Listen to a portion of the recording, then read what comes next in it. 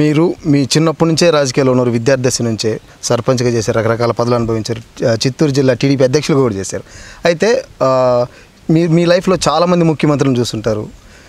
ఇప్పటి ముఖ్యమంత్రికి అప్పటి ముఖ్యమంత్రికి తేడా ఏంటి? మీకు నచ్చిన ద బెస్ట్ ముఖ్యమంత్రి ఎవరు అంటే ఏం చెప్తారు? ఇప్పటి ముఖ్యమంత్రికి ఇదివరకు చేసిన ముఖ్యమంత్రులకు ఎక్కడ పోలిక కూడా చెప్పలేం. నాకు తెలిసిన బెస్ట్ ముఖ్యమంత్రి ప్రజలంతా మా వైపు ఉన్నారని చెప్పి ఇప్పుడు ముఖ్యమంత్రి చెప్తున్నారు కదా. ఎవరైనా చెప్పుకోవచ్చు, దానికి ఏముంది, మాటలు చెప్పడానికి ఏముంది, ఎవరైనా చెప్పుకోవచ్చు. కానీ బట్ ఈయనకు ఇదివరకు ఉండే ముఖ్యమంత్రులకు అసలు ప్రజాస్వామ్య దేశం ఇది. ముఖ్యమంత్రి ప్రజాస్వామ్యంగా ఉండాలి, కానీ ఒక ఫ్రాక్షనిస్ట్గా ఒక వర్గానికి నాయకుడిగా ఉండకూడదు. ముఖ్యమంత్రి అయిన తర్వాత రాష్ట్రం మొత్తం ముఖ్యమంత్రిగా ఉండాలి. ఇతను రాష్ట్రానికి ముఖ్యమంత్రి కాదు, ఒక వర్గానికే. చిన్నప్పటి నుంచి ఆ ఫ్రాక్షనిజం వల్ల వర్గానికి ముఖ్యమంత్రి అయ్యే పరిస్థితి వచ్చింది. ఎన్టీ రామారావు అట్లా కాదు.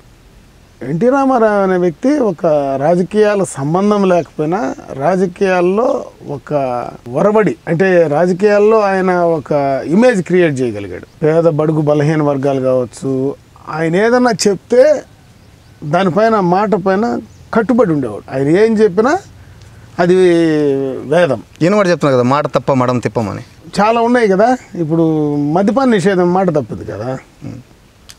మాట తప్పన మడం తిప్పినోడు. మద్యపాన నిషేధం ఏమైంది, రాష్ట్రంలో క్యాపిటల్ ఏమైంది, పోలవరం ఏమైంది, ఇవన్నీ మాట తప్పింది కదా. అట్లా మాట తప్పినవి చెప్పాలంటే చాలా ఉన్నాయి కదా. జగన్మోహన్ రెడ్డికి వాళ్ళ చెల్లెళ్ళు బయట, వాళ్ళ ఇంట్లోనే మాట తప్పినాడు, ఇంకా బయట ఏం మాట నిలబెట్టుకుంటాడు అతను.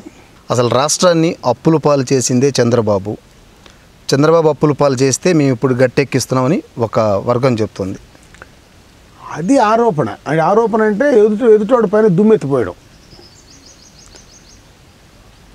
తప్పుడు ప్రచారం చేయడం. చిన్న పిల్లని అడిగినా చెప్తాడు, భారతదేశంలో ఎవరిని అడిగినా చెప్తారు. ఆంధ్ర రాష్ట్రంలో కాదు, పక్క రాష్ట్రాలకు పోయి అడగండి అప్పుల పాలు చేసింది ఎవరని. ఈరోజు అప్పుల పాలు చేస్తూ ఉండేది జగన్మోహన్ రెడ్డి. అది జగమెరిగిన సత్యం. కాబట్టి అతను మాటలు అర్థం చేసుకోవాల్సిన పని లేదు. ఈరోజు ప్రతి ఒక్కరికి, యువకులందరికీ కూడా అతను ఈ రాష్ట్రాన్ని అప్పుల పాలు చేశాడు అనేది క్లియర్ కట్గా అర్థమైపోయింది. అతనే అప్పుల అప్పారావు అనేటువంటిది స్టాంప్ అయిపోయింది.